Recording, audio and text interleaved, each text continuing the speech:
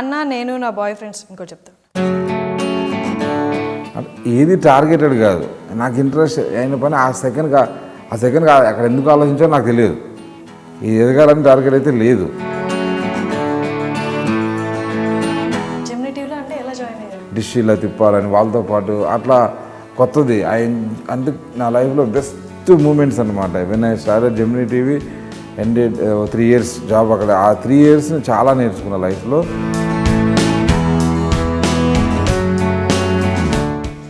మీరు రిజెక్ట్ చేసిన స్క్రిప్ట్స్ కానీ స్టోరీస్ కానీ ఏమైనా బాగా హిట్ అయినా ఉన్నాయా? శ్రీనివాస్ అవసరాల ఓలు గుసగుసలాడే స్క్రిప్ట్ నా దగ్గర ఉంది. ఒక 2 నెలలు ఉంది. తను అడిగారు కథ అన్నాడు, నేను చదివాను. స్లో నేరేషన్ ఉంది, అట్లా ఉన్నది. డబ్బుంటే సినిమా అవుతుంది అంతే. ఇటు సినిమా అవ్వదు, ఏ సినిమా అవ్వదు. అయిపోతాయి, డబ్బుంటే ఖర్చు పెడతారు, అందరు వస్తారు, షూటింగ్ పెడతారు, హీరోయిన్లు వస్తారు, డబ్బు పడేస్తే సాంగ్స్ అన్నీ అయిపోద్ది సినిమా. అందుకే ఫస్ట్ కొబ్బరికాయ కొట్టినప్పుడే ఎన్ని అవంతరాలు అయినా సినిమా రిలీజ్ అవ్వడానికి ఏర్పాటు ఎట్లున్నాయి అన్నీ చూసుకొని అప్పుడే కొబ్బరికాయ కొడతా, లేదా కొబ్బరికాయ కొట్టాను.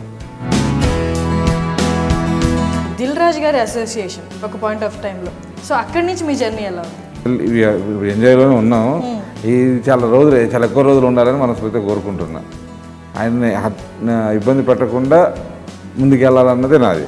ఈ సినిమా హిట్ కూడా ఆయనకి నేను ఇచ్చే చిన్న కాన్ఫిడెంట్ అంతే. ఇప్పుడు దాకా రిలీజ్ అయిన మూవీస్కి స్టాటిస్టిక్స్ అయితే మీరు చూసుకుంటూ ఉంటారు కదా, వాటి మీద ఎఫెక్ట్ ఉందా? అది ఏమో కొందరు అంటున్నారండి, బట్ డెఫినెట్ కొంత ఉంటుంది. సూపర్ హిట్ సినిమా అంటే వాడు కార్డు కాదు కదా, పక్కన ఇంట్లో డబ్బులు లాక్కొని వచ్చి సినిమా చూస్తాడు, అది పక్కా. అసలు సినిమా అంటే మీ దృష్టిలో సినిమా మీకు అసలు నేను చదువుకోకుండా ఎందుకు వచ్చి ఇక్కడికి?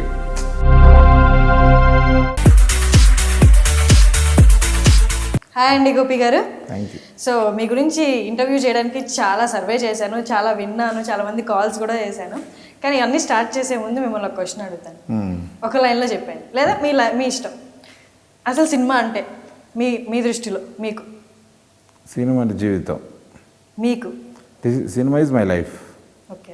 నాకు సంబంధించి సినిమా అంటే జీవితం, నాకు వేరే తెలియదు అంతే. ఒక వర్డ్ అన్నారు కూడా జీవితం అన్నాను.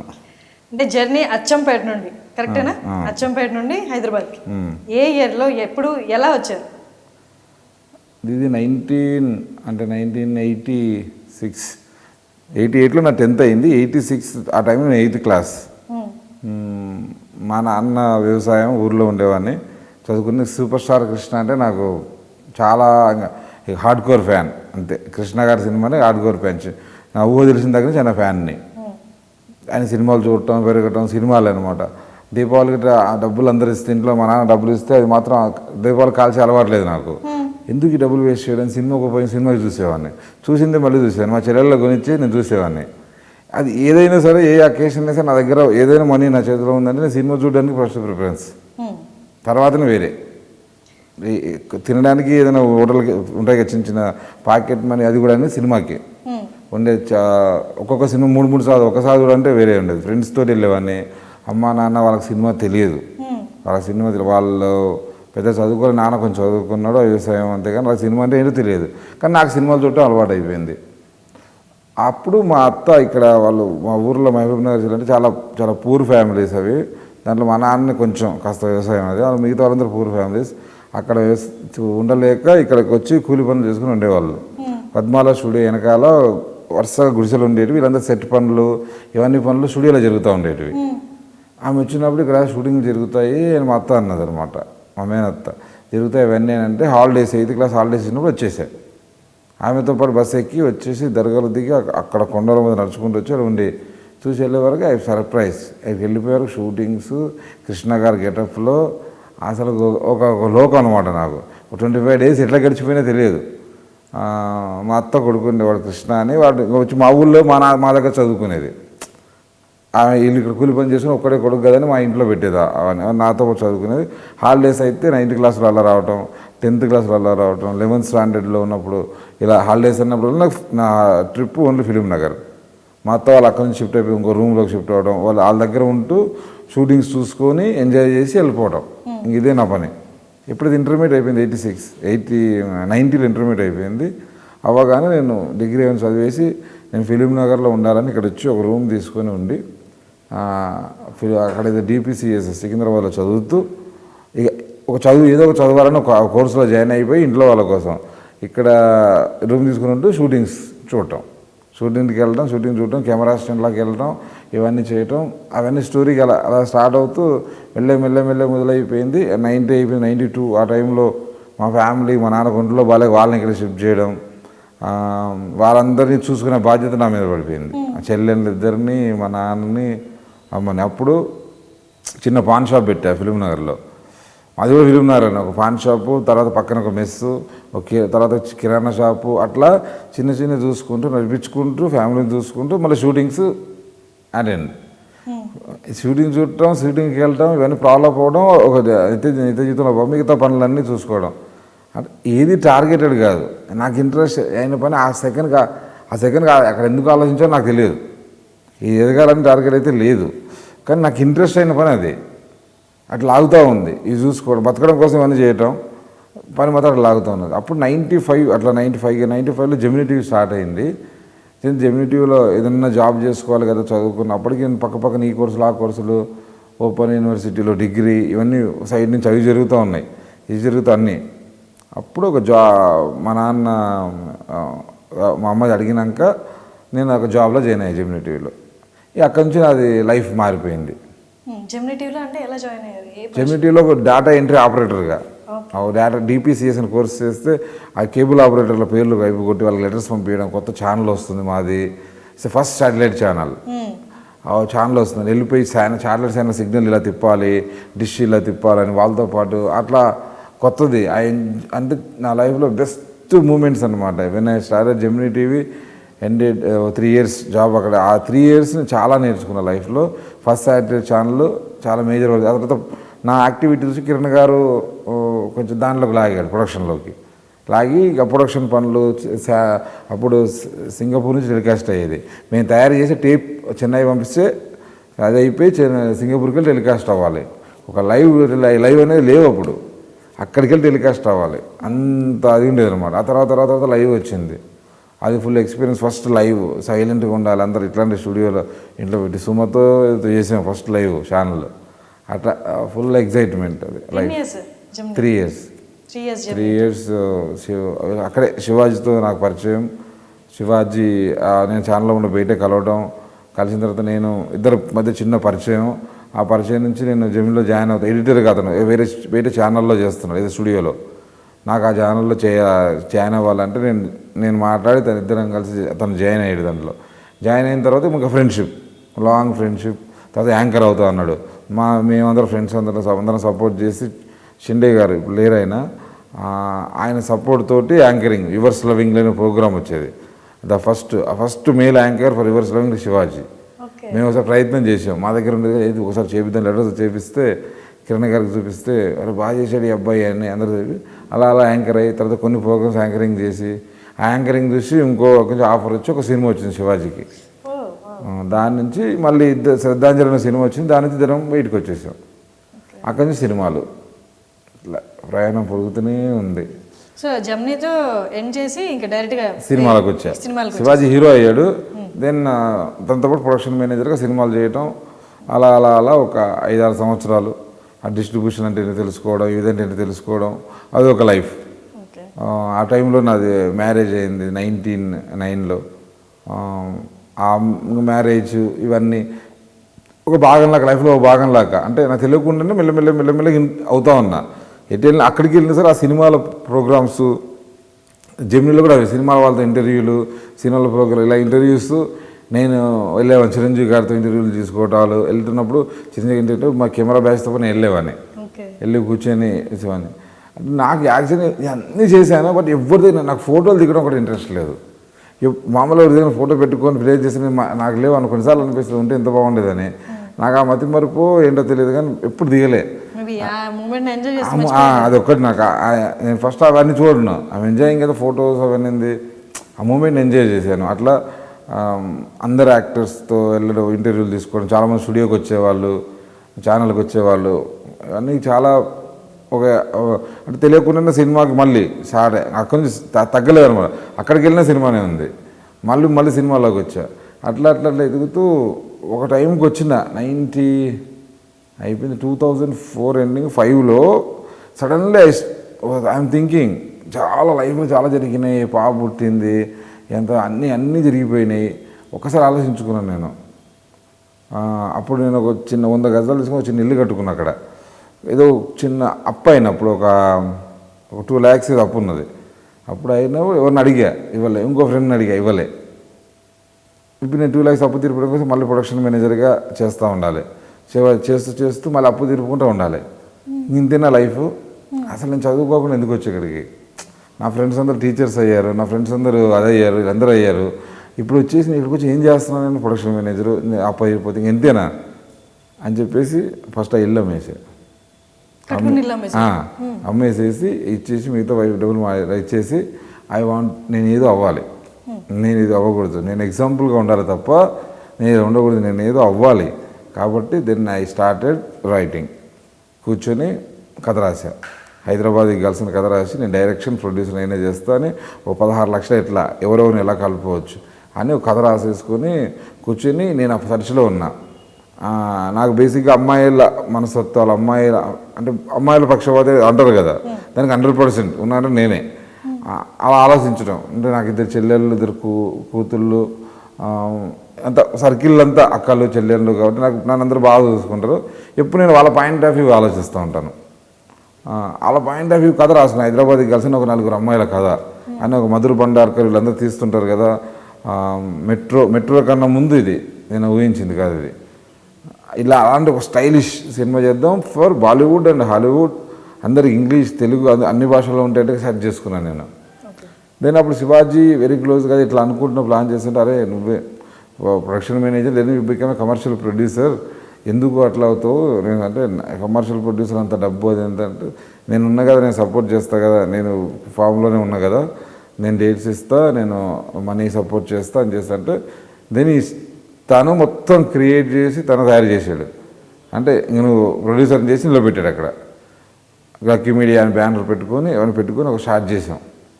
అప్పటి నుంచి ఇక మొదలు పెట్టానా, ఇక దీన్ని నెంబర్ 1 పొజిషన్ తీసుకెళ్ళేంత ఫైట్ చేయటం జీవితం సాగుతుంది. ఇక ఒక్కొక్క సినిమాకి ఒక్కొక్క చరిత్ర ఉంది అంతే. ఇంట్లో వాళ్ళు సపోర్ట్ చేశారా మీరు? అంటే అప్పుడు వాళ్ళకి ఏం తెలియదు, వాళ్ళకి అసలు ఏంటో తెలియదు. దట్ ఈజ్ వాళ్ళకి మా ఇంట్లో వాళ్ళకి అమ్మ నాన్న వాళ్ళకి సినిమా తెలియదు. వెళ్తున్నాడా మావాడు కనిపిస్తున్నాడా ఓకే, ప్రొడక్షన్ మీద ఓకే, సినిమాలు అది ఉంటుందా ఓకే, వాళ్ళకి ఏం తెలియదు, వాళ్ళకి అంత నాలెడ్జ్ లేదు. డిసైడ్ నేనే ఇంటి పెద్దనే. మా నాన్న వచ్చి ఎప్పుడైతే నా దగ్గరికి వచ్చారో అప్పటి నుంచి నాన్నైనా వాళ్ళు నేనే చూసుకోవాలి, అమ్మని నాన్నని చెల్లందరినీ. కానీ వాళ్ళు నా డిసిషన్ కాదనే స్థితిలో లేరు ఇప్పుడు. అంటే కొన్ని ఫ్యామిలీస్ ఉంటాయి, వాళ్ళ అమ్మ నాన్న పెరుగుతారు, వాళ్ళకన్నీ చెప్పి చేయాలి, చదువుకున్న అని ఉంటాయి. నాకు లేదు. అప్పటి నుంచి ఇంటర్మీడియట్ అయిపోయినాక ఎవరన్నా పారిపోయి వచ్చి ఇక్కడ కూర్చొని డిగ్రీ చేయి, బీఈడి చేయి, టీచర్ జాబ్ చేయి అంటే ఊళ్ళో అవే కదా. ఇంటర్ తర్వాత degree, BEd, teacher or something లేదా ఇంజనీరింగ్ ఏదో. అప్పుడు ఇంజనీరింగ్ చాలా తక్కువ, సీట్ దొరకదు. నాకు రాలేదు సీట్ అప్పుడు. అంటే ఎస్సీ వాళ్ళకి వచ్చింది, దాని కోటాలో నాకు రాలేదన్నమాట. అయితే ఇంజనీరింగ్ మీద ఒకటి ఉన్నది, అది ఆ కోర్టు అది రాకపోయేసరికి నాకు చదువు మీద ఇంట్రెస్ట్ పోయింది. నాతో పాటు ఒక అమ్మాయి ఉండేది విద్యావతి అని, తను చూస్తున్నది ఇంటర్వ్యూ. తను వాళ్ళు ఎస్సీ, నేను బీసీ, సేమ్ ర్యాంక్ వచ్చింది ఆల్మోస్ట్ ఇద్దరికి. కానీ తనకు సీట్ వచ్చింది ఇంజనీరింగ్, తను ఇప్పుడు ఇంజనీర్. నాకు రాలే. నాకు డిగ్రీ, నేను చదవలేదు, డిగ్రీ చదివి ఉద్యోగం చేసి ఇవన్నీ నాకు కాదు, నేను ఏదో అవ్వాలి, అసలు ఇది కాదు నాకు, ఏదో అవ్వాలని మాత్రం ఉంది. వచ్చేసి బీడీపీఎస్ అని పేపర్లో వచ్చేది, బీడీపీఎస్ ఎలక్ట్రానిక్స్ అని. దాంట్లో కోర్స్ తీసేసుకొని ఎలక్ట్రానిక్స్ చేస్తాను నేను, తర్వాత ఏదైనా అవుతాయని, ఇంజనీరింగ్ కాకపోతే ఎలక్ట్రానిక్స్ చేస్తాను, వచ్చి ఎలక్ట్రానిక్స్లో జాయిన్ అయ్యా ఫిలిం నగర్. అట్లా అంటే అది మాత్రం ఏదో ఒకటి అవ్వాలని మాత్రం ఒకటి ఉంది. అంటే పెద్దగా ఎదగడం అనేది నాకు ఇష్టం. అది ఇన్నర్గా ఎదుగుతూ తీసుకుంటూ వచ్చింది. తర్వాత నేను వెనక్కి తిరుగుకొని చూసుకుంటే అవును కదా, ఆ ప్లేస్లో నేను ఆ డెసిషన్ తీసుకున్నానంటే ఎక్కడో ఇన్నర్లో ఉంటుంది ఆ థాట్ అని. ఆ టైంలో తీసుకుంటే చాలా డేర్ ఫ్యామిలీ ఆ ఫ్యామిలీ అంతా వెళ్ళిపోయాను నేను అంతే. వాళ్ళని ఆపేవారు లేరు, నన్నంత కంట్రోల్ చేసేవాళ్ళు లేరు. ఎవరు కంట్రోల్ చేసేవాళ్ళు అంటే మేబీ ఇంకో రకంగా ఉండేదేమో, కానీ కంట్రోల్ చేసేవాళ్ళు లేనందువల్ల ఆ ఫ్రీడమ్ ఉన్న వల్ల ఇంతవరకు వచ్చా. సో సినిమా చూపిస్తా మామ, తో చెప్పొచ్చు కదా మీరు ఇంకా బాగా హైలైట్ అయ్యారని. First movie super hit, Tata Birla మధ్యలో రాయల. ఆ మూవీ ఒకవేళ తేడా పడి ఉంటే ఇంకో రకం డైరెక్టర్ వెళ్ళిపోయాను. ఫస్ట్ మూవీ సూపర్ హిట్ అయింది. అందరు డిస్ట్రిబ్యూటర్లకి ఆ సినిమా పనిచేసిన వాళ్ళకి అందరికి పేరు డబ్బులు అంతా అందరికీ. ఇక దాంతో ఇక వెనక్కి తిరిగి చూసుకోలేదు. ఇక సినిమా నెక్స్ట్ సినిమా ఎలా చేద్దాం, ఈ సినిమాలో ప్రాబ్లమ్స్ ఉంటాయి, ఆ నెక్స్ట్ సినిమా ఎలా చేద్దాం, ఈ సినిమాలో ప్రాబ్లమ్స్ మళ్ళీ నెక్స్ట్ సినిమా ఎలా చేద్దాం, ఇంతే నెక్స్ట్ ఈ ప్రాబ్లమ్స్ ఆ ప్రాబ్లమ్స్ చూసుకుంటూ వెళ్తూ ఇంతవరకు వచ్చాం. ఆ కమర్షియల్లో బిగ్గెస్ట్ సక్సెస్ సినిమా చూపిస్తాం మామ.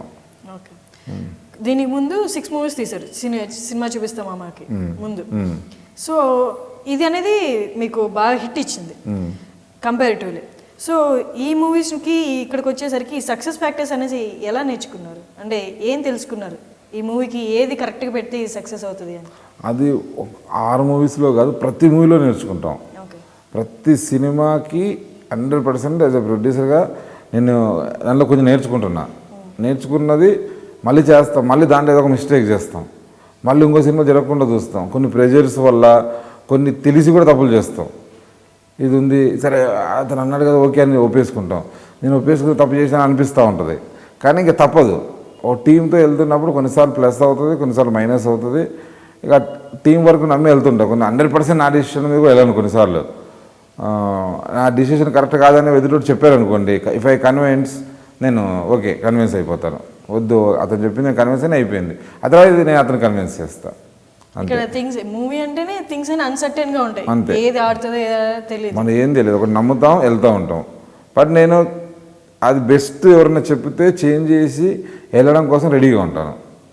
ఒకే దాని అయితే ఉన్నాను. సినిమా ఎండింగ్ వరకు కూడా బెస్ట్ ఎవరైనా ఇస్తే దాన్ని ఇంకేమైనా ఎంత బెస్ట్ చేద్దామని చేయడం కోసం ఖచ్చితంగా ఫాలోఅప్ చేస్తుంటా.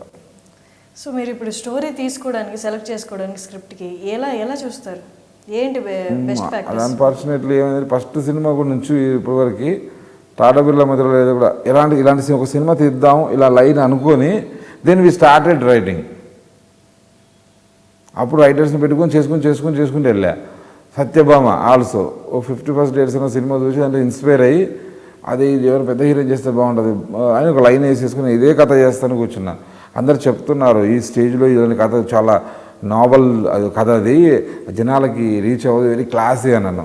నాకు ఇష్టం లేదు అంటే భూమికి ఒప్పుకుంటే చేద్దామన్నాం. అప్పుడు ఆ భూమికి స్టార్ శివాజీ మా చేతిలో ఉన్నాడు. సరే భూమికి ఒప్పు చేస్తే నేను చేస్తాను. అప్పటి నుంచి ఆమెతో జర్నీ, ఆమెతో ఒక చాలా గ్రేట్ జర్నీ. భూమిక గారితో 2 సినిమా తకిట అనే సినిమా వాళ్ళ సినిమాకి నేనే చేసి పెట్టాను.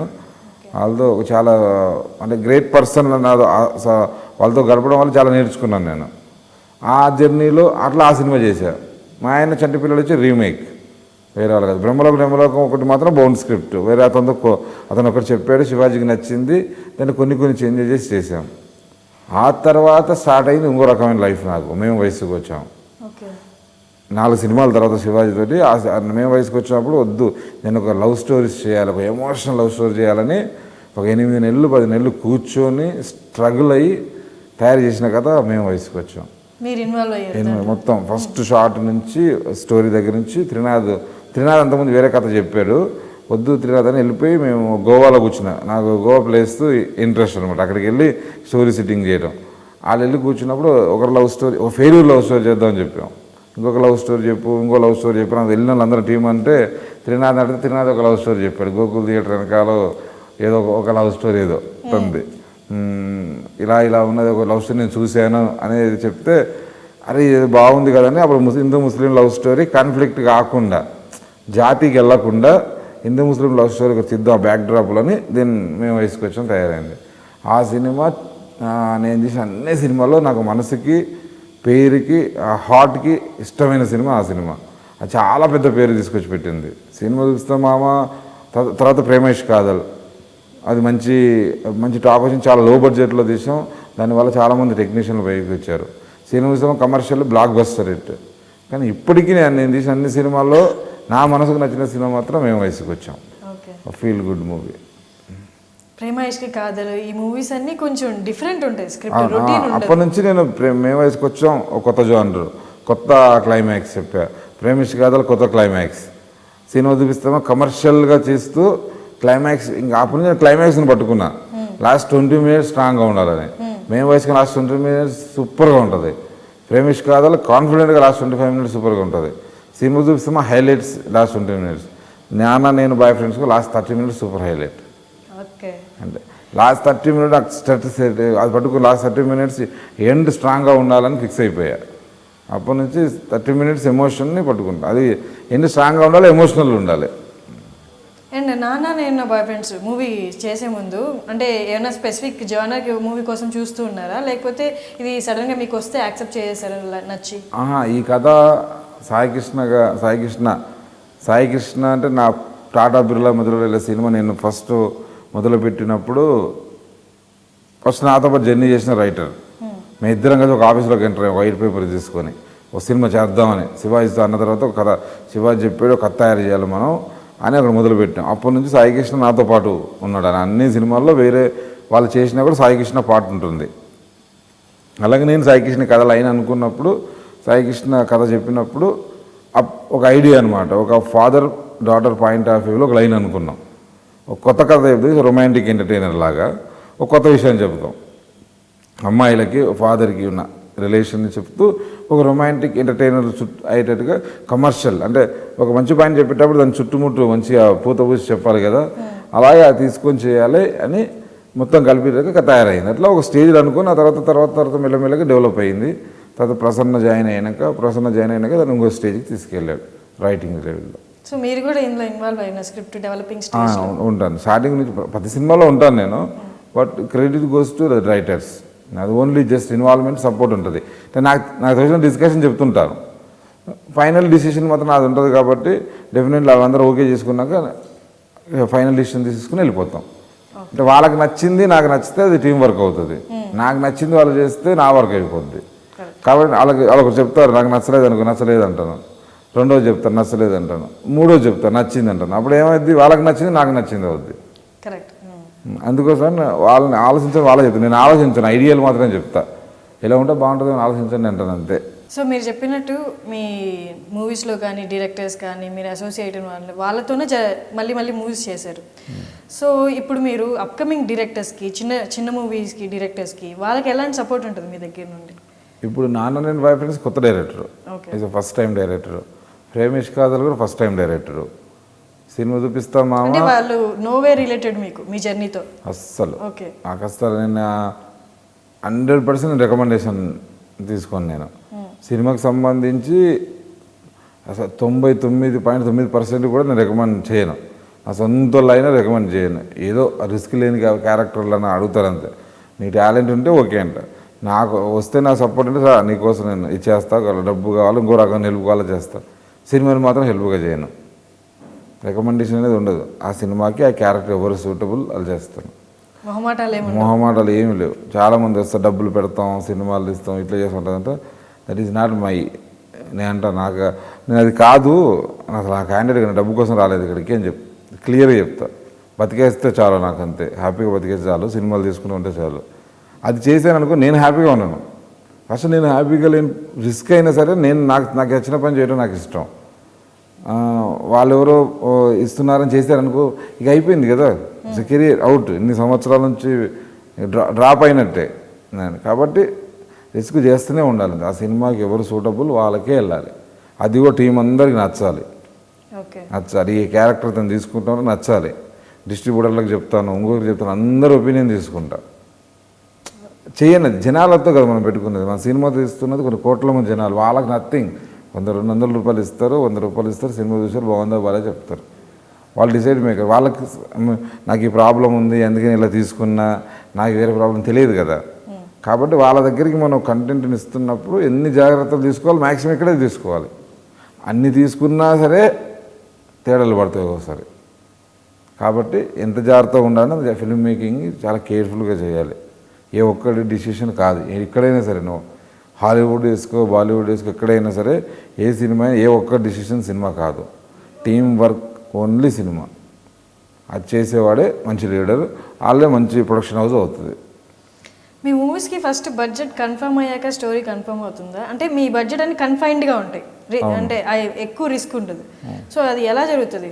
మీ స్టోరీ బడ్జెట్కి అనుకూలంగా రాసుకుంటారా, లేకపోతే స్టోరీ కన్ఫర్మ్ అయ్యాక దాన్ని డెఫినెట్లీ ఒక స్టోరీ తీసుకుంటాను. ఈ స్టోరీకి బాగా తీయాలి, ఈ టెక్నీషియన్లతో తీయాలంటే ఇంత ఉంది.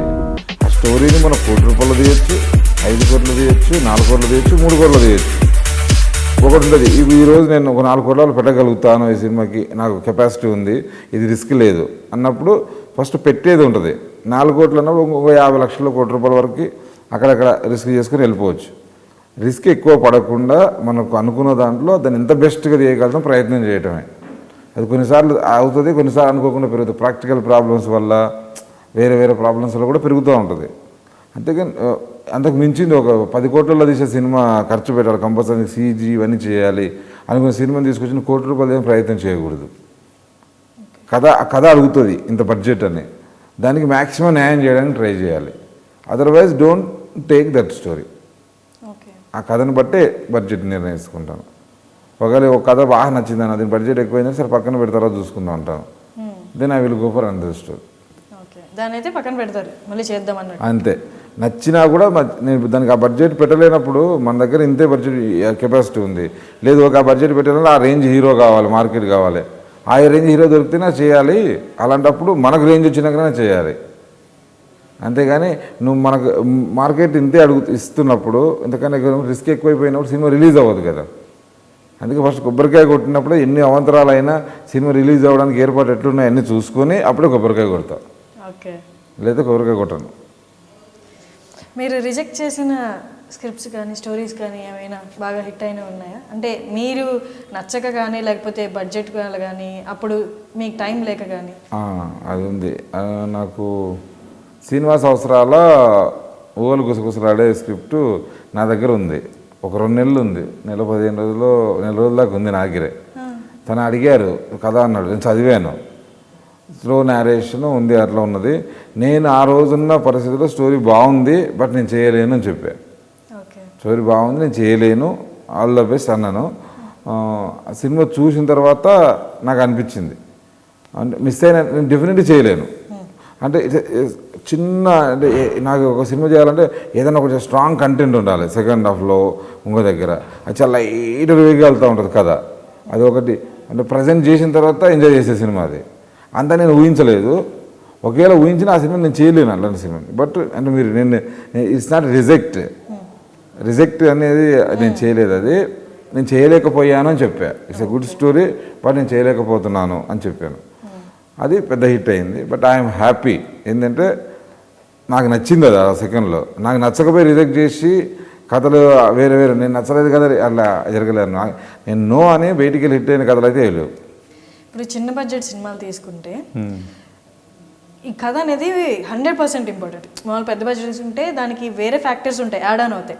చిన్న బడ్జెట్ అనేసరికి మొత్తం కథే ఇంపార్టెన్స్. సో అలాంటప్పుడు కాస్ట్ అనేది కానీ ఆ మూవీకి చాలా ఇంపార్టెన్స్ ఉంటుంది.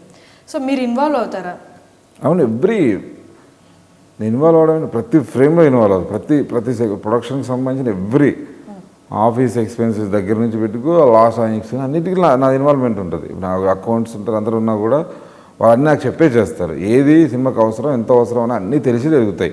ఒక కంపెనీలాగా నేను డిసైడ్ చేయలేను. అంత మీరందరూ చెప్పాను, ప్రతి దాంట్లో నా ఆధ్వర్యంలో జరగాలని చూస్తుంటాను. మెయిన్ వరకు చిన్నవి వేరే వర్క్స్ ఉంటాయి, వాళ్ళ టీం, నేను నమ్మిన టీం ఉంటుంది, వాళ్ళు చూసుకుంటారు. ప్రొడక్షన్ చూసుకోవాలి, ప్రోగ్రామ్ చెప్పడం అవన్నీ చూసుకోవాలి. మెయిన్కి సంబంధించి మెయిన్ కాస్ట్, మెయిన్ ఇవన్నీ ఉంటాయి. ఆఖరి క్యారెక్టర్ ఆర్టిస్టులతో సహా, కొన్ని సందర్భాల్లో జూనియర్ ఆర్టిస్టులు వీళ్ళతో సహా వాళ్ళకి ఫోన్లు చేసి చెప్పండి, రేపు ఎలాంటి వాళ్ళు కావాలి, బ్యాక్గ్రౌండ్లో కనిపిస్తారు వాళ్ళు, ఇవన్నీ కనిపిస్తారు. ఫ్రేమ్లో కనిపించడానికి ప్రతి ఒక్క దాని మీద నా కాన్సన్ట్రేషన్ ఉంటుంది. ఫ్రేమ్ వెనకాల ఉన్న దాంట్లో కొంచెం కాన్సన్ట్రేట్ అయితే 1 లక్ష రూపాయలు పోవచ్చు, అది వేరు. నా ఆబ్సెన్సీ వల్ల 10 లక్షల రూపాయలు పోతే భరించగలను, కానీ ఆబ్సెన్సీ వల్ల స్క్రీన్లో ప్రాబ్లం రాకూడదు. కాబట్టి ఆ స్క్రీన్ ఆబ్సెన్సీ ఉండకుండా మ్యాక్సిమం ట్రై చేస్తా. చిన్న బడ్జెట్ మూవీస్కి ప్రొడ్యూసర్స్ అందరూ చాలా యాక్టివ్గా ఉంటారంటారు. అంటే అది మనీ కన్స్ట్రెయింట్ వల్ల వీరు ప్రతి దాంట్లో ఇన్వాల్వ్ అవుతారా, లేకపోతే నార్మల్గా వాళ్ళు అన్ని దగ్గర నుండి చూసుకొని మొత్తం అలా ఉంటుందా? చిన్న బడ్జెట్ ప్రొడ్యూసర్లకి ఫ్రీడమ్ ఎక్కువ ఉంటుంది అన్నది. ఫ్రీడమ్, హీ కెన్ ఇన్వాల్వ్ అంటే అన్నిట్లో కొత్త హీరోలు అప్కమింగ్ హీరోలు వీళ్ళే ఉంటారు. కాబట్టి ప్రొడ్యూసర్కి కొంచెం ఎక్కువ రెస్పెక్ట్ అట్లా ఉండేది. పెద్ద సినిమాల్లో కూడా ఉంది, కొన్ని చోట్ల ఈ టాక్ వస్తుంది. నాకు తెలియదు, ప్రొడ్యూసర్ వాల్యూ పోయింది, ఎవరు పట్టించుకోవట్లేదు, ఎవరు ఇదే ఇవన్నీ ఎంతో టాక్ వచ్చింది. దాన్ని నేను అలా వచ్చేదాన్ని ఏమన్నా నువ్వు కరెక్ట్గా ఉంటే ఎదుటి కరెక్ట్గా ఉంటారు. నేను అదే నమ్ముతాను. నేను వెళ్తున్నారు ఇచ్చే రెస్పెక్ట్ ఇస్తున్నారు అంటే గ్రీన్ రెడ్ కార్పెట్ వేసి నాకు వెల్కమ్ ఇలాంటివన్నీ నువ్వు ఎక్స్పెక్ట్ చేస్తున్నావు. అది దొరకకపోతే నువ్వు అదే ఉంటున్నావు. తర్వాత నువ్వు ఆర్టిస్టులు వీళ్ళందరూ సతాయిస్తున్న జనరేషన్ మారిపోయింది. అప్పుడు ఇంతకుముందు ఆ హీరోయిన్లు అలా ఉండేవాళ్ళు, అలా చేశారు. ఇప్పుడు హీరోయిన్లు ఎలా ఉంటారు, వీళ్ళు పెరిగినా వీళ్ళ దగ్గర అడ్వాంటేజ్ డిసడ్వాంటేజ్ ఉన్నాయి. వాళ్ళప్పుడు కూడా అడ్వాంటేజ్ డిసడ్వాంటేజెస్ ఉన్నాయి. అంతేగాని ప్రొడ్యూసర్గా ఫస్ట్ నువ్వు కరెక్ట్గా ఉంటే మిగతాని కరెక్ట్గా ఉంటాయి. నువ్వే కదా లీడరు, నువ్వే కదా స్టార్ట్ చేసి సినిమా స్టార్ట్ అవుతుంది. నువ్వు ఆపేస్తే అయిపోతుంది, నీ చేతిలోనే ఉంది కదా. మరి నువ్వే నీ చేతులకి వెళ్ళి మిస్ అయిపోయింది ఎలా అంటావు?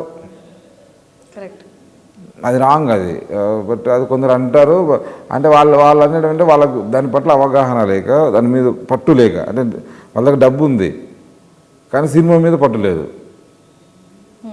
డిఫరెంట్లీ ఒక సినిమా తీయాలంటే ఒక మంచి కథను ఎన్నుకోవాలి, మంచి టెక్నీషియన్లను పెట్టుకోవాలి, మంచి ఆర్టిస్ట్ని సెలెక్ట్ చేసుకోవాలి, మంచి మూలధనాన్ని సమకూర్చుకోవాలి, దాని డబ్బు, తర్వాత మంచి రిలీజ్ చేసి మంచి ప్రమోషను, ఇవన్నీ అంటే ఒక 6 ఉంటాయి సినిమాకి ఒక ప్రొడ్యూసర్గా చూసుకోవాల్సినవి. దాంట్లో డబ్బు అనేది ఒకటి. ఇక్కడేమైంది, డబ్బు ఉంటే సినిమా అయిపోయే దగ్గరికి వచ్చింది. డబ్బు ఉంటే సినిమా అవుతుంది అంతే, ఇటు సినిమా అవ్వదు, ఏ సినిమా అవ్వదు. అయిపోతాయి, డబ్బు ఉంటే ఖర్చు పెడతారు, అందరు వస్తారు, షూటింగ్ పెడతారు, హీరోయిన్లు వస్తారు, డబ్బులు పడేస్తే సాంగ్స్ అన్నీ అయిపోద్ది సినిమా. అట్లా కాదు కదా, నువ్వు కాన్సన్ట్రేషన్ వేసి కథ సేల్ అవుతుందా అవ్వదా, రేపు నాడు జనాలు చూస్తారా చూడాలని మ్యాక్సిమం నీ ప్రయత్నం జరగట్లేదు. ఎందుకు జరగదు? అసలు నీకు అనుభవం లేదు. అనుభవం లేని వాళ్ళు ఎక్కువ మంది ప్రొడ్యూసర్లు అవ్వడం వల్ల జరుగుతున్న మిస్టేక్స్ అవేనంతే. ఓకే, ఇప్పుడు మీలాగా యాక్టివ్ ప్రొడ్యూసర్స్ ఏ పర్సంటేజ్లో ఉంటారని చెప్పచ్చు ఇండస్ట్రీలో? ఇప్పుడు వస్తున్నారండి, ఇప్పుడు కొత్తగా, ఇంతకుముందు లేదు, కొంచెం తక్కువగా ఉన్నది. అంటే వెళ్తున్నారు, కొందరు ప్రొడ్యూసర్లు ఆపేశారు, కొందరు ప్రొడ్యూసర్లు ఇంతకుముందు ఎక్కువ ఉండేది, యాక్టివ్ ప్రొడ్యూసర్లే ఉండేవాళ్ళు, వాళ్ళు క్రేజ్గానే వెళ్ళి చేసేవాళ్ళు. ఇప్పుడు కొంచెం పెరుగుతున్నారు, ఇప్పుడు బాగానే వచ్చేవాళ్ళే బాగానే సంఖ్య పెరుగుతుంది. అంటే యాక్టివ్గా ఉండేలాగా మీలాగా A to Z నేను చూసుకుంటాను, జస్ట్ డబ్బులు పెట్టేయడం కాకుండా అన్నిట్లో అవగాహన ఉండి అలా యాక్టివ్గా. దానికి పెద్ద ఇన్స్పిరేషన్ మాకు దిల్ రాజు గారు, సురేష్ బాబు గారు, రామానాయుడు గారు అంటే నాకు చాలా ఇన్స్పిరేషన్. ఆయన అన్నీ దగ్గర నుండి చూసుకునేవాళ్ళు అన్నీ. తర్వాత సురేష్ బాబు గారు అన్నీ ఆయన ఆధ్వర్యంలో మొత్తం జరగాలి, ఎవరి మీద వదిలిపెట్టారు. దిల్ రాజు గారు టోటల్ స్టోరీ దగ్గరికి వెళ్ళి, అట్లాగే మన రామ్మోహన్ గారు, మాస్టర్ అచ్చమ్మ వాళ్ళు, చాలామంది అరవింద్ గారు, పెద్ద ప్రొడ్యూసర్స్ అందరూ వాళ్ళు అంత ఈజీ, చాలా తక్కువ మంది దూరంగా ఉన్నవాళ్ళు. కాబట్టి చెప్పిన పేర్లలో అందరూ ఇన్ని రోజులు ఎస్టాబ్లిష్ అయిపోయి కంటిన్యూగా సినిమా చేయగలుగుతున్నారు. ఫ్లాప్ అయిన హిట్ అయిన అంటే వాళ్ళ ఓన్ ఇన్వాల్వ్మెంట్ వల్లనే. మా చిన్న ప్రొడ్యూసర్లు అంటే నాకు మద్రాస్ శ్రీధర్, వీళ్ళంతా నాకు మద్రాస్ శ్రీధర్ నాకు లాస్ట్ 10 years నుంచి బాగా ఫ్రెండ్. తను కూడా అంతే, మొత్తం అన్ని సినిమాల్లో ఇన్వాల్వ్ అయ్యి, సినిమా మొత్తం అన్ని ఇన్వాల్వ్ అయ్యి, వేరే వచ్చి కూడా సినిమా పట్ల దాంతో అప్డేట్ అవుతూ నేర్చుకుంటూ. తర్వాత అష్టాచమ్మ రామ్మోహను, సాయి కుర్రపాటి గారు, చాలా అన్ని చిన్న సినిమాలు వేరే చాలా క్రేజీ ప్రొడ్యూసర్ అని చాలా బాగా చేస్తూ ఉంటారు. అట్లా చాలామంది ఉన్నారు, కొంచెం తక్కువ సంఖ్యలో ఉన్నారు. కాబట్టి వాళ్ళ సినిమా వాళ్ళకి హిట్ ఫ్లాప్తో సంబంధం లేదు, సినిమా తీస్తూనే ఉంటారు. ఇక అంతే, వాళ్ళకి అదే పని. వాళ్ళందరినీ చూసి ఎప్పుడు నేర్చుకుంటుంటే ఇన్స్పైర్ అవుతూ ఉంటా. వాళ్ళు చేసే పబ్లిసిటీలను ఫాలో అవుతూ ఉంటా, వాళ్ళందరితో టచ్లో ఉంటాను నేను. వాళ్ళందరూ ఎప్పుడు సపోర్ట్గా ఉంటారు, వాళ్ళు కూడా నాకు చాలా సపోర్ట్గా ఉంటారు. వీళ్ళంతా. సో మామూలుగా మన ఫిల్మ్ ఇండస్ట్రీ రిలేట్ కాని వాళ్ళు, అంటే బయట నుండి చూసే వాళ్ళకి ఒక ప్రొడ్యూసరే మనీ తెస్తారు, ఒక ప్రొడ్యూసర్ యాక్టర్లకి యాక్ట్రెస్కి అందరికీ ఇస్తారు. సో లాస్ వస్తే కంప్లీట్గా వీళ్ళు వర్క్ చేసినందుకు వీళ్ళకి ఇచ్చేసారు కాబట్టి అల్టిమేట్గా లాస్ వస్తే ఎఫెక్ట్ అయ్యేది ప్రొడ్యూసర్ అని బయట వాళ్ళకి ఉంటుంది. అది కంప్లీట్గా అలాగే జరుగుతుందా? అదే మరి, అదే కదా ప్రొడ్యూసర్ అంటే, that is your property. Cinema movie is my property. నేను సేల్ చేస్తే వేరే వాళ్ళ ప్రాపర్టీ అయిపోతుంది. వాళ్ళని ఎందుకు అనాలి? ఆర్టిస్టులు వాళ్ళు హైయర్. సినిమా వాళ్ళ 10 కోట్లు లాభం వచ్చినా వాళ్ళని నేమ్ అడగారు, 10 కోట్లు పోయినా వాళ్ళు నేమ్ అడగారు. వాళ్ళు అడిగే వాళ్ళు రెమ్యునరేషన్, అంతకంటే ఎక్కువ నువ్వేమి ఇవ్వవు. నీకు ప్రేమ వస్తే వాళ్ళ మీద నెక్స్ట్ రిలేషన్లో గిఫ్ట్ ఇస్తావేమో. మా హీరో కారు కొనిపించాడు, మా డైరెక్టర్కి ఇది ఇప్పించి అంటున్నారు కదా, నెక్స్ట్ రిలేషన్లో ప్రొడ్యూసర్ అలా చేస్తారేమో. తర్వాత బెల్లంకొండ సురేష్ గారు, ఇందాక మీరు చెప్పిన బెల్లంకొండ సురేష్ గారు నాకు చాలా ఇన్స్పిరేషన్. ఇస్ డేరింగ్, అంటే సినిమా డైరెక్ట్గా చేయటంలో, పబ్లిసిటీ చేయటంలో అంటే మంచి అంటే స్ట్రాంగ్ పర్సన్. అలా స్ట్రాంగ్ కూడా ఉండాలని కూడా నేను కోరుకుంటాను. కూడా కొన్ని దొరుకుతాయి, ఇదంతా ఇన్స్పిరేషన్. ఎంతోమంది వీళ్ళందరూ పరిచయాల వల్ల కొంచెం నేర్చుకుని ముందుకు వెళ్తా ఉన్నా. మీ జర్నీ స్టెప్ బై స్టెప్ అలా మీరు నేర్చుకుంటూ వచ్చారు. అండ్ దిల్ రాజు గారి అసోసియేషన్ ఒక పాయింట్ ఆఫ్ టైంలో, సో అక్కడి నుంచి మీ జర్నీ ఎలా ఉంది? దిల్ రాజు గారితో అసోసియేషన్ ఇప్పుడు లాస్ట్ 1.5 year 2 years నుంచి ఉండొచ్చు. బట్ నాకు మైండ్లో ఫ్రమ్ మై ఫస్ట్ మూవీ నుంచి ఉన్నాడు. టాటా బిర్లా ముద్రలైల దగ్గర నుంచి కూడా నేను అంతకుముందు ఆయన సినిమాలు రిలీజ్లు అయినాయి. 2002లో ఆయన కంపెనీ స్టార్ట్ చేసిన మనం దిల్, ఆర్య ఇవన్నీ చేస్తున్నాం. అప్పటి నుంచి నేను చేసే సినిమాలో ఆయన ఇన్వాల్వ్మెంట్ అన్నీ గమనిస్తూ ఉండేవాడిని. ఎప్పుడైనా చేంబర్లో ఐఎమ్ ఏసీ మెంబర్ ఫిలిం చేంబర్లో, తర్వాత కౌన్సిల్లో ఏసీ మెంబర్గా ఉంటాం. ఆ మీటింగ్స్కి వచ్చినప్పుడు కలుస్తుంటాం. అన్న అంటారు, పలకరిస్తుంటా, అన్న అని పిలుస్తుంటా. చాలా ప్రేమగా పలకరిస్తాడు. తర్వాత సినిమా చూపిస్తామా ప్రేమిష్ కాదు ట్రైల్ చూసి బాగుందిగా ఏమన్నా చెప్పు నాకు అన్నాడు. ఆ తర్వాత నేను ఎక్కువగా వెళ్ళను, ఇలా ఆఫీస్కి వెళ్ళి నాకు ఎప్పుడు కలిసినప్పుడు కలిసేవాడిని.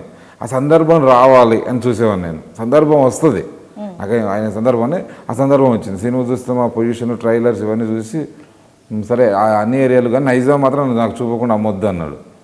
సరే అన్న వచ్చారు, చూస్తారంటే చూస్తానన్నారు. చూసినాక సార్ నాకు నచ్చితే తీసుకుంటా, నచ్చకపోతే నేను చూసి వెళ్ళిపోతాను. నో ప్రాబ్లం, మీరు చూడండి, మీరు తీసుకున్నా తీసుకోకపోయినా మీరు సినిమా చూడండి అన్నాను.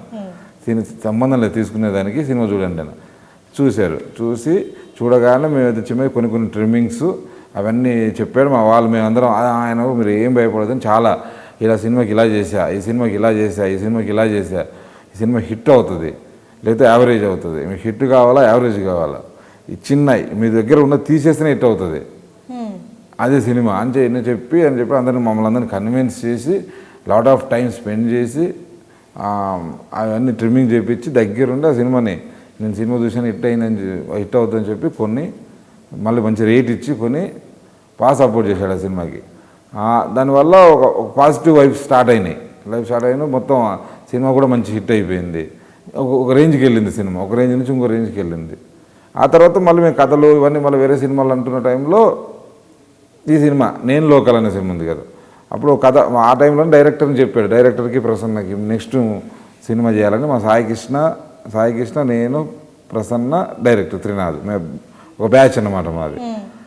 మేము చెప్పాడు మీరు నెక్స్ట్ నాకు సినిమా తీయాలని. దాని అండర్ ప్రొడక్షన్లోనే సినిమా రిలీజ్ ముందే మాట తీసుకున్నాడు.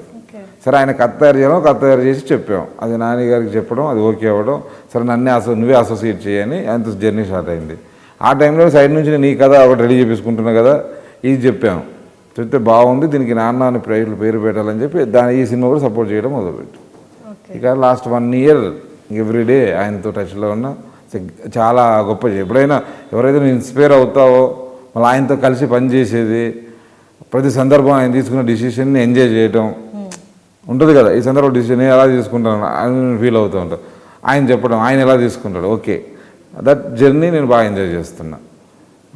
స్టిల్ ఇప్పుడు ఎంజాయ్లోనే ఉన్నాం. ఇది చాలా ఎక్కువ రోజులు ఉండాలని మనస్ఫూర్తిగా కోరుకుంటున్నా. ఆయన్ని ఇబ్బంది పెట్టకుండా ముందుకెళ్ళాలన్నదే నాది. ఈ సినిమా హిట్ కూడా ఆయనకు నేను ఇచ్చే చిన్న కాన్ఫిడెంట్ అంతే. నేను చేసిన ఒక సినిమానో కాన్ఫిడెంట్గా నచ్చింది, అది కూడా జనాలు రేపు నచ్చింది అనుకో, నా మీద ఇంకా నమ్మకం పెరుగుతుంది కదా.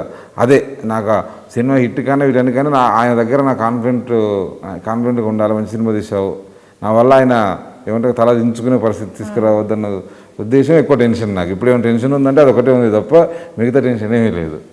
డబ్బు పోతుంది వస్తుంది టెన్షన్ అయితే ఏం లేదు. నేను ఒక క్వశ్చన్ నేను చేసిన ఇంటర్వ్యూస్ అన్నింటిలో అడిగానండి, కానీ ఈ క్వశ్చన్ మీకు యాప్ట్. డిమానిటైజేషన్ ఎఫెక్ట్ మోడీది. వెల్కమ్ అండి, వెల్కమ్, హార్ట్ఫుల్గా వెల్కమ్. మనస్ఫూర్తిగా ఆయన గురించి చెప్పాలంటే నాకు 20 minutes పడుతుంది. బట్ సింపుల్ 1 wordలో ఆయన చేసింది చాలా కరెక్ట్.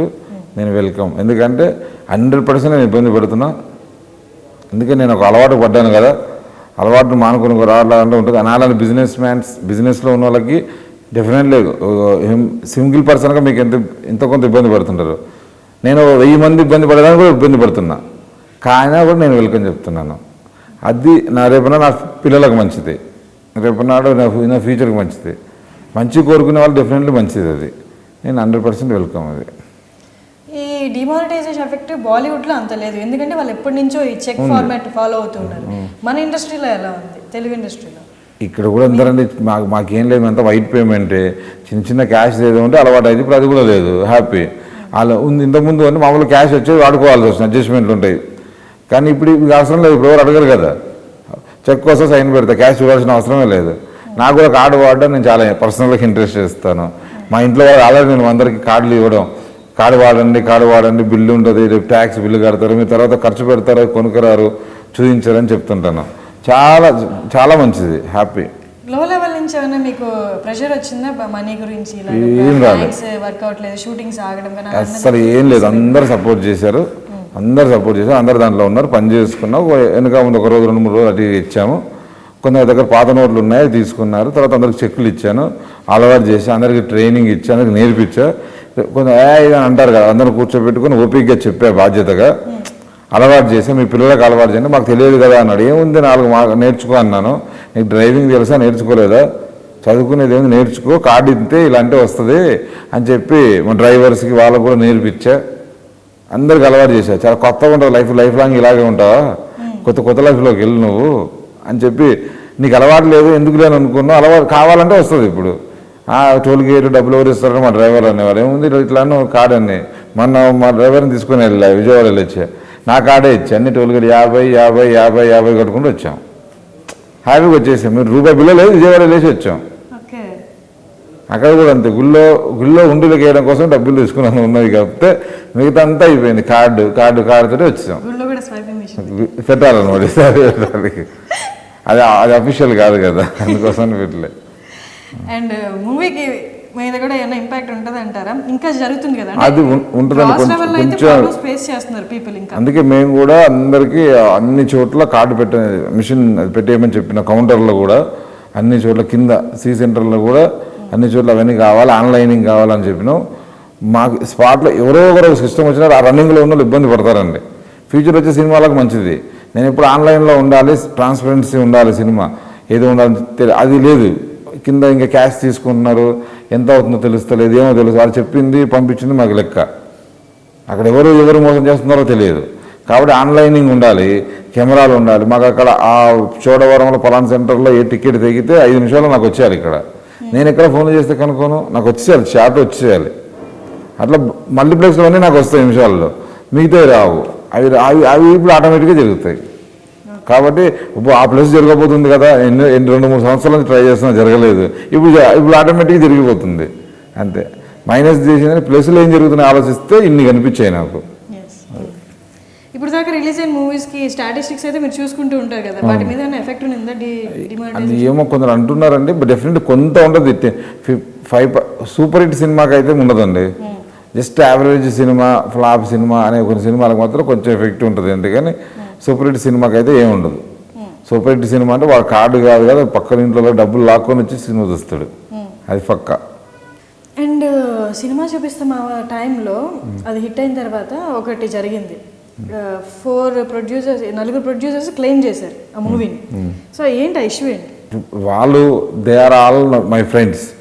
అంటే అప్పుడు చాలా మంది కొందరు కష్టపడిందంతా గోపి, మిగతా వాళ్ళు క్రెడిట్ అంతా అందరికి వెళ్ళింది అని కొందరు, మన ఇండస్ట్రీలో ఉన్న కొందరు ఫ్రెండ్స్ ఉంటారు కదా, వెల్ విషర్స్, వాళ్ళందరూ కొంచెం ఫీల్ అయ్యారు.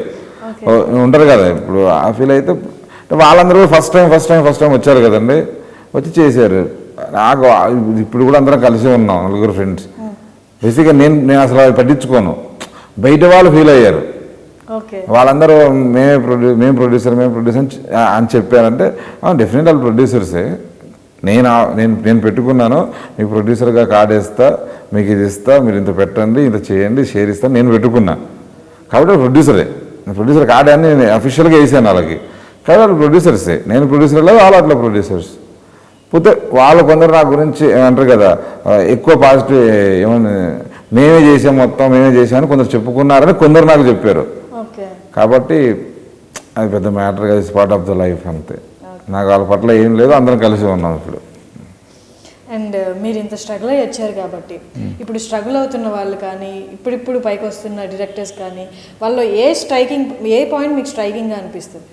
స్ట్రైకింగ్ అంటే మీరు మిమ్మల్ని రిలేట్ చేసుకుంటే వాళ్ళని మీ జర్నీతో మీతో పాటు జర్నీలోకి తీసుకొస్తారా? మీతో అసోసియేట్ అవ్వాలంటే వాళ్ళకి ఏ స్ట్రైకింగ్ ఫ్యాక్టర్ ఉండాలి? అంటే నాతో కాదు, నేను ఒక్కనే అందరికీ నేనేం చేయలేను. అంటే మీకు మీ తరపు నుంచి మీరు చేయగలంత. అంటే నేను నా తరపు నుంచి వాళ్ళకి నేను చేసేది అన్నిటికన్నా గొప్పది. ఎవరు ఏం చేయకపోయినా సరే సలహా, ఒక సలహా అనేది అన్నిటికన్నా గొప్పది. వాళ్ళు ఏం చేయాలనేది నేను చెప్తాను. వాళ్ళు ఏం చేయాలంటే ఇక్కడ ఎప్పుడు ఎవరికి ఏం ఏర్పడుతుందో జరగదు. మనం చేయాల్సింది హిట్ సక్సెస్ తొందర అనేది ఉండొద్దు. నువ్వు ఏం చేయాలనుకుంటున్నావో నేర్చుకొని ప్రాక్టికల్గా ప్రయత్నం చేయటమే. ఇంకంతకు మించి నీకు లైఫ్లో వేరే చాయిస్ లేదు. ఓన్లీ నువ్వు ట్రై చేస్తూనే ఉండాలి. నువ్వు ఎదగడం కోసం ట్రై చేస్తూనే ఉండాలి. అది ఎప్పుడు ఒకటి కనెక్ట్ అవుతుంది. అంతేగాని గివప్ డౌను అయ్యే వాళ్ళకి ఈ ఇండస్ట్రీలో చోటు లేదు. ఇండస్ట్రీలో కొందరికి స్టార్టింగ్లో స్టార్ట్ అవుద్ది, తర్వాత ఎండ్ అవుద్ది. కొందరికి లాస్ట్లో స్టార్ట్ అవుతుంది, లాస్ట్లో ఎండ్ అవుతుంది. కాబట్టి నువ్వు లైఫ్ లాంగ్ ఇండస్ట్రీలో ఉంటే పోరాటం చేస్తూనే ఉండాలి. అదే నా దృష్టిలో అంటాడు కదా, ఇప్పుడు సక్సెస్ కొట్టాడు ఆడు విన్నర్ కాదు, వాడు ఫెయిల్ కొట్టాడు ఆడు లూజర్ కాదు. ఎప్పుడు ప్రయత్నం చేసేవాడే విన్నర్. ఇంకంతే. ఆడు సక్సెస్ ఫెయిల్యూర్ అనేది నీకు సంబంధం లేని జాబ్. అది ఒకటి వేరే వాళ్ళకి సంబంధించింది. సక్సెస్ వచ్చినా మళ్ళీ సినిమా చేయాలి, ఫెయిల్ వచ్చినా మళ్ళీ సినిమా చేయాలి. కాబట్టి నువ్వు ప్రయత్నం చేస్తూనే ఉండు, ఎప్పటికైనా విన్నర్ అయిపోతావు. అండ్ 16 మీ మూవీ రిలీజ్ అవుతుంది, దాని గురించి చెప్పండి. అందరు బాగుందంటున్నారు, అందరు ఇండస్ట్రీ మొత్తం బాగుంటుంది. నేను షో చేశా, 100 మంది చూశారు, అందరూ బాగుందన్నారు. 90 ఉన్న టాక్ ప్రకారం చూస్తే 100% డెఫినెట్లీ హిట్ రేంజ్లోనే ఉంది. కానీ ఆడియన్స్ ఏమంటారో ఉండదు. ఆ ఎగ్జాంపుల్ దానికోసం వాళ్ళ కోసం వెయిట్ చేస్తున్నా అంతే. గుడ్ రిపోర్ట్ వస్తుంది అని. మీ కాస్ట్ గురించి అందరు గ్రేట్ జాబ్. ఒక 8 నెలల నుంచి చాలా ఓపిక్గా నాతో పాటు జర్నీ చేసి చాలా బాగా చేశారు. టీం అందరికీ అంటారు కదా, మనస్ఫూర్తిగా థ్యాంక్స్ వాళ్ళకి. చాలా బాగా కష్టపడ్డారు లాస్ట్ 10 months నుంచి. అలా దిల్ రాజు గారు ఎలాంటి సపోర్ట్ ఇస్తున్నారు ఈ రిలీజ్ టైంలో? ముందు కాదు, మొత్తం ఆయనే చేస్తున్నారు. రిలీజ్ సపోర్ట్ కాదు, మొత్తం సినిమా మొత్తం ఆయనే చేస్తున్నాడు. ఆయన ఏమంటారు కదా, తన భుజాల మీద వేసుకొని ఈ సినిమాని ఒక పొజిషన్లోకి తీసుకొచ్చి ఒక పొజిషన్లోకి తీసుకెళ్తున్నాడు. అంతా చాలా గ్రాండ్గా రిలీజ్ అవుతుంది. యూఎస్లో కూడా ఐఎమ్ వెరీ హ్యాపీ. శ్రీని ఉన్నం చాలా మంచి పొజిషనింగ్, 60 centersలో సినిమా రిలీజ్ చేస్తున్నాడు. ఇక్కడ కూడా అన్ని మంచి థియేటర్స్ అన్నీ బాగున్నాయి. బెటర్. రేపు మార్నింగ్ షో సినిమా చూసి అందరు బాగుందన్నారంటే అందరికీ లక్ అనమాట. ఇంకేమైనా స్క్రిప్ట్స్ కానీ స్టోరీస్ కానీ లైనప్ అయి ఉన్నాయా? ఉన్నాయి. అవి త్వరలో చెప్తాం, నెక్స్ట్ చెప్పాలి. ఫైనల్ అయిపోయిన తర్వాత దీని రిజల్ట్ని బట్టి ఏ స్క్రిప్ట్ చేయాలనేది ఉంటుంది అనమాట. ఏం చేయాలని ఉంటుంది అనమాట. ఏదైనా అది ఒక మైండ్లో తిరుగుతూ ఉంటుంది కదా, దీని రిజల్ట్ని బట్టి దాన్ని నిర్ణయం తీసుకుంటే బెటర్ వాళ్ళకి నాకు. ఓకే, సరే అండి. ఆల్ ద వెరీ బెస్ట్ అండి మీ మూవీకి, and thank you so much for your time. Hi అండి, నేను మీ బెక్కం వేణుగోపాల్ని. మీరు చూస్తున్నది ఐ డ్రీమ్ మీడియా.